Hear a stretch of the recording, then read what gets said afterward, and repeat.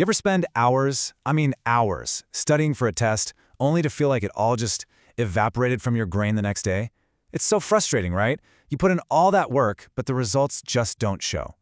Well, what if I told you it's not about how hard you study, but how you study? Now get this.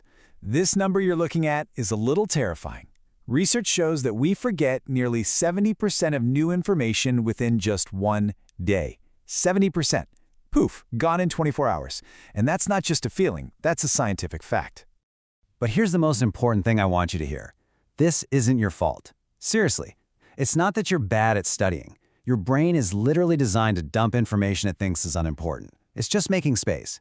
Think of it as a biological feature, not a personal bug. And this whole process actually has a name, the forgetting curve. It's kind of the villain of our story today, the silent destroyer of all your hard work, the thing that makes you feel like your study sessions were for nothing. So basically, the moment you learn something new, the clock starts ticking. The curve shows this crazy steep drop-off in what you can remember, like almost immediately. Within a day, most of it's just gone. It's a downhill battle from the second you close the book. Okay, so if our brains are basically built to be forgetful, how in the world do students in Japan memorize over 2,000 complex kanji characters and keep that memory for life? They don't have superbrains, they just have a better system.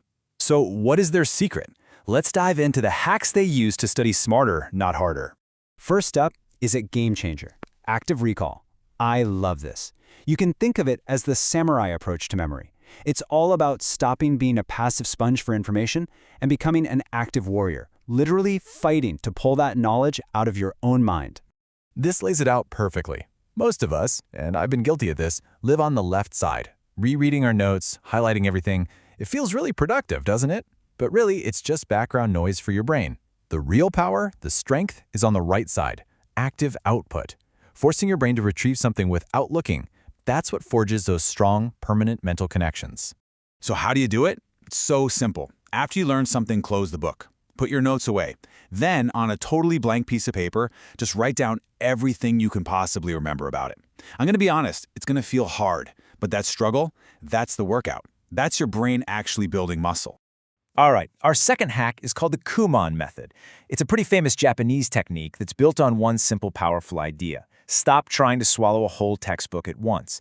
Instead, you break it down into tiny, manageable steps. You know, this is the entire philosophy behind the book Atomic Habits. It's this idea that if you just get 1% better each day, those tiny changes compound into something massive over time. It's all about mastering a little bit every single day instead of cramming. That way, you avoid burnout and you build a really deep, lasting understanding. Our third technique is called spaced repetition. I want you to think of your brain like a garden. You wouldn't just blast a plant with a fire hose one time and then expect it to grow, right? No, you give it water at just the right moments, right before it starts to get thirsty. Well, spaced repetition does the exact same thing for your memories. The whole trick is to review the information just as you're about to forget it. By spacing out your reviews, so you look at it after 1 day, then again after 3 days, then a week, then a month, you basically interrupt that forgetting curve at the perfect moment. And every time you do that, the memory gets stronger and it lasts way, way longer. Okay, these last two hacks are a little different. They're less about specific techniques and more about adopting a whole mindset for mastery. We're talking about the Japanese principles of Kaizen and Shuhari. So Kaizen. We kind of touched on this with the Kumon method, but it's really this beautiful, overarching philosophy. It's a commitment to making tiny, consistent improvements every single day. No cramming, no stress, just steady daily progress that adds up to complete mastery. And here's the best part about Kaizen. You're probably thinking, I don't have time for this. But what if I told you you only need 6 minutes a day? Seriously, 6 minutes is all it takes to make a huge difference. And here's exactly what that looks like. You break down your 6 minutes into 3 simple parts. You spend 2 minutes on active recall, just pulling stuff from memory. Another 2 minutes on spaced repetition, reviewing something from a few days ago, and the last 2 minutes on focused practice for one specific thing. That's it. It's such a small commitment, but it can lead to a 30% improvement in just a month. Finally, we have Shuhari. This is the art of getting into a state of deep focus by creating a ritual. See, mastery isn't just about what you do, it's about the state of mind you're in. Shuhari is about creating a space where you can just become one with whatever you're learning. You can create this focus just by building a simple ritual. And it can be anything that tells your brain, hey, it's time to learn now. Maybe it's a special corner of your room, or putting your phone in a drawer, or always using the same pen.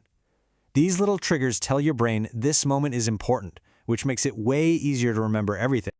Okay, we have covered 5 really powerful hacks. But just knowing this stuff is totally useless if you don't do anything with it.